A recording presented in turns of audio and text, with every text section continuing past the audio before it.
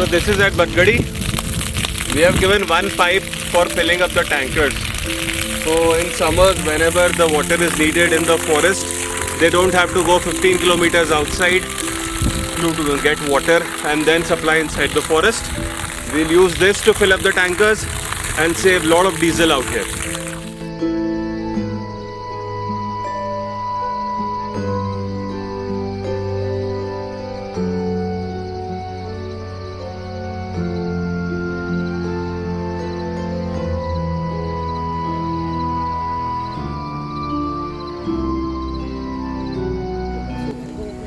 Earth Brigade Foundation would like to thank Ms. Padma Krishnan for supporting us for this solar installation.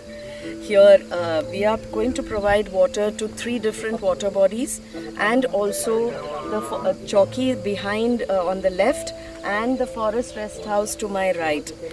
We are also hoping that this solar pump will help fill the tankers which takes water to different parts of the forest where water is not available.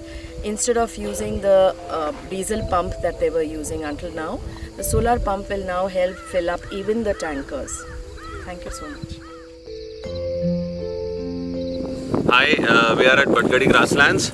So we have done a solar pump through Project Aquarius here. If you see, there is the solar panels are installed here.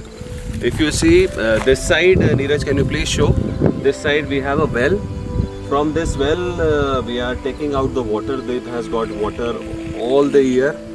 So from this well, we are taking out the water here, and from here we are giving it to the water body. Actually, 2 water bodies that we have chosen here. Plus, there is a camp out here, plus an FRH here. So we'll be supplying water to a couple of places out here from here. The water level is pretty good out here. The pressure is also very good. The water pressure is also very good. So we'll be able to fill the water at a couple of places. Plus, very interestingly, we have done one separate connection for the tankers.